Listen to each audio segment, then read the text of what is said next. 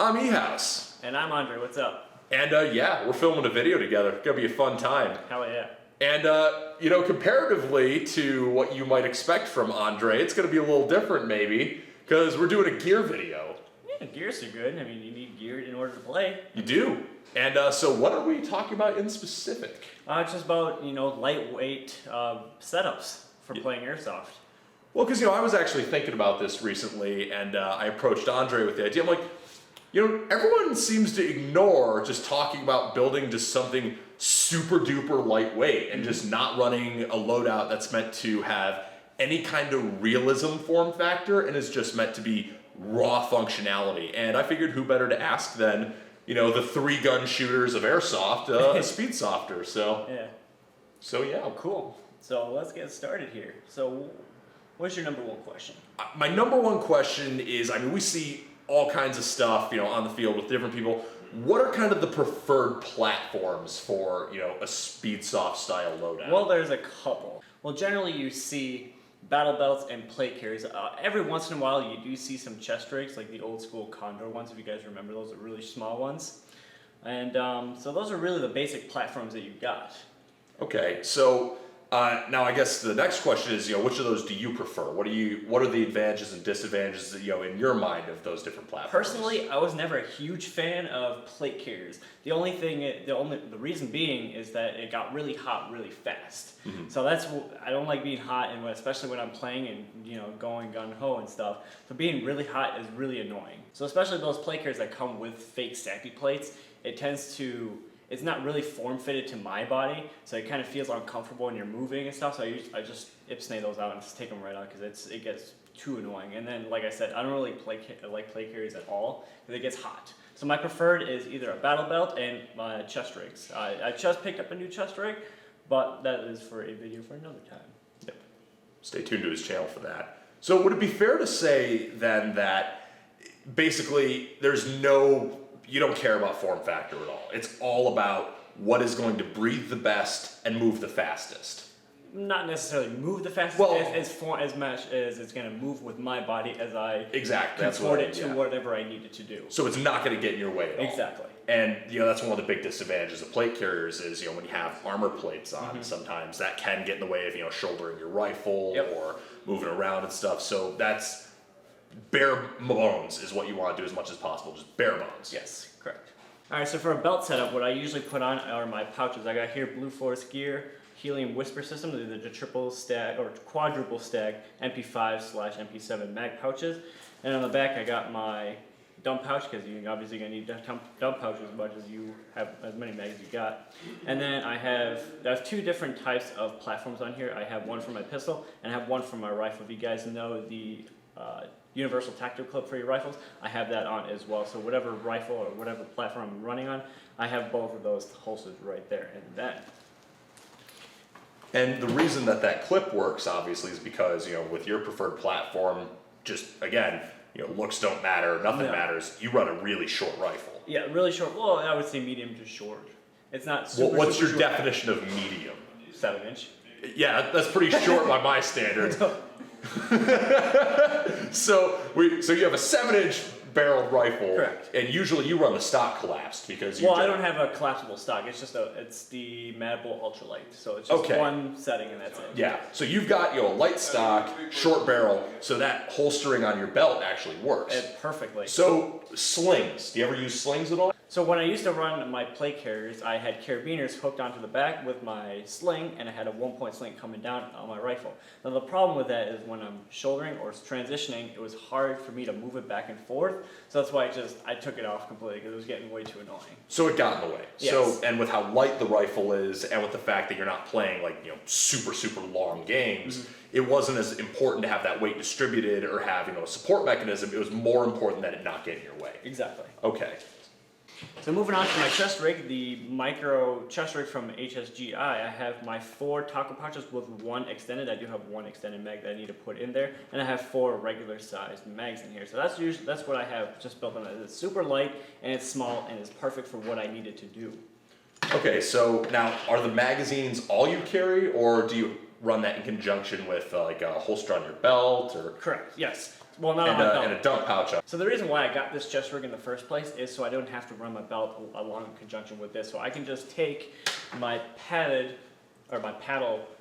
pistol holster and just put it on the inside of my pants. So I can have that along with my dump pouch. I can just molly weave it through the belt loops on my pants.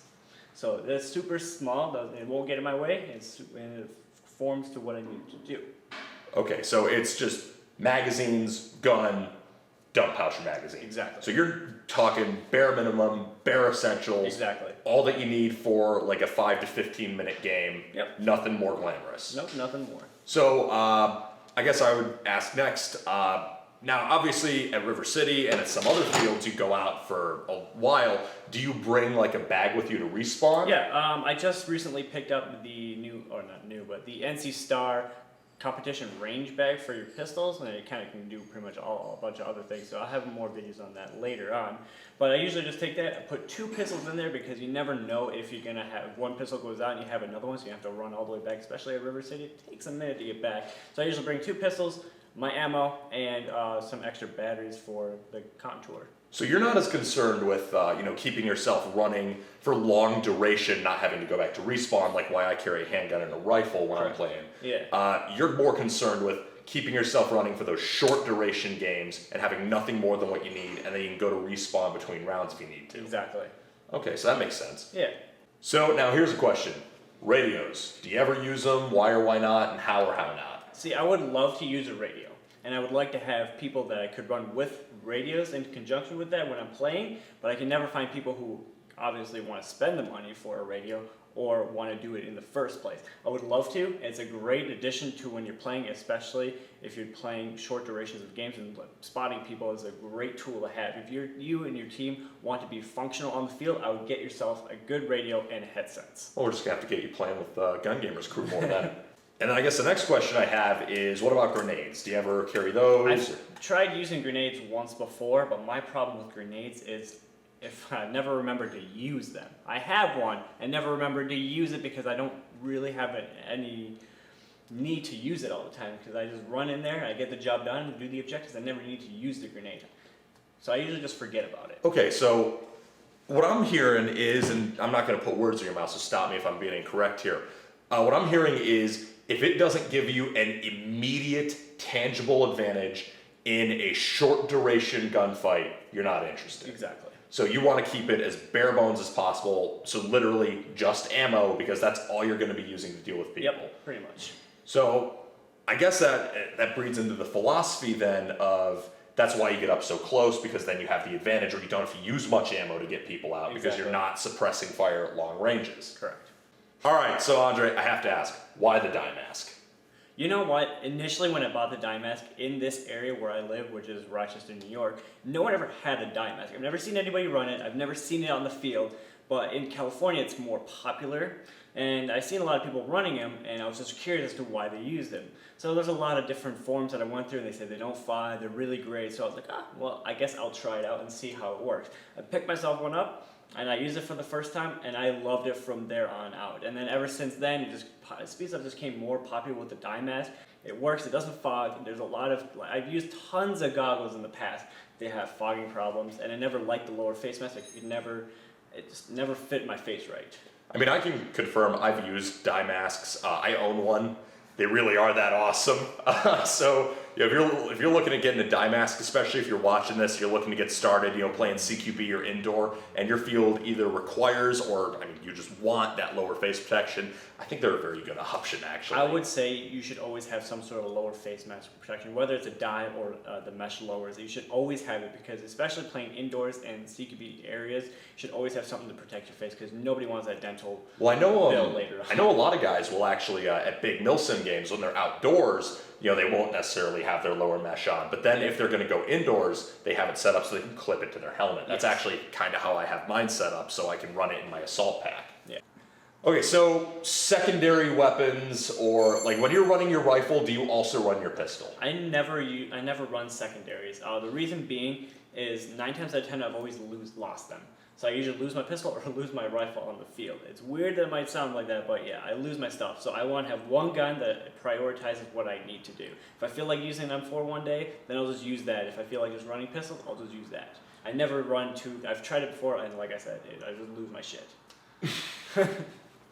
I just lose my shit is just like the perfect encapsulation of just like me when I'm playing Doom on Nightmare. So with all this theory in mind, now let's bring this back and let's kind of bridge the gap, because I'm a gear whore, as you know. I'm a big gear whore. So if we were to kind of adapt these things into, bringing this over to the milsim side of things, because I genuinely believe, running light and running simple is often better. I think there's actually a good bit that can be learned there from just keeping it light and keeping it simple and not loading yourself down with a bunch of unnecessary stuff. Keep it simple, stupid. Yes, that's the old KISS principle. A lot of people say it and probably don't understand it. Or use it. Yeah. So obviously now for me looking at that, and I've said it in the past, maybe you haven't heard it on video, that I'm actually gonna try doing the Speedsoft thing with you this summer a little bit.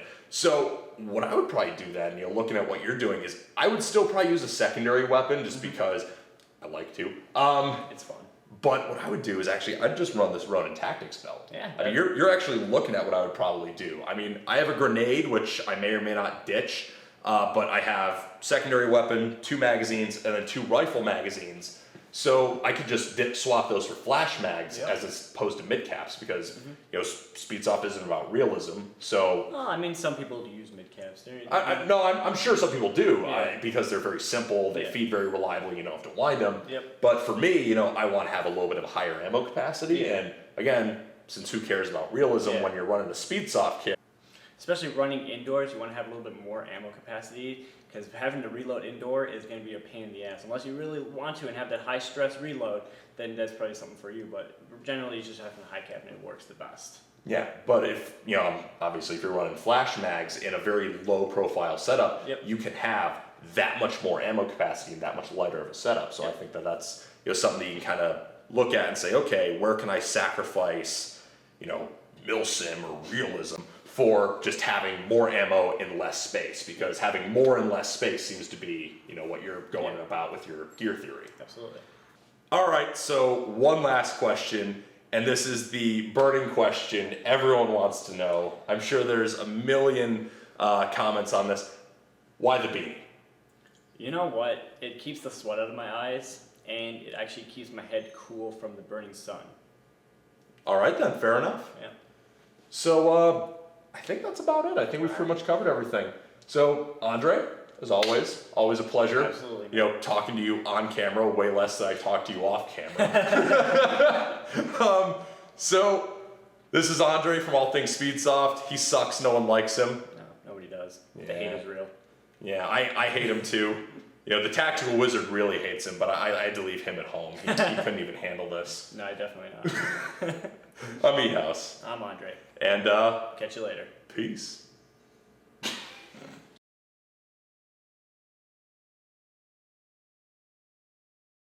All right, we're recording, bitch. Good.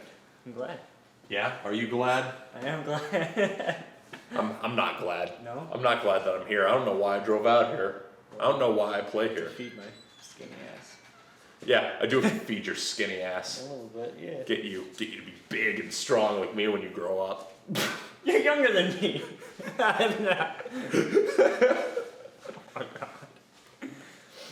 All right, so I guess the only way to start is to start. So, All right.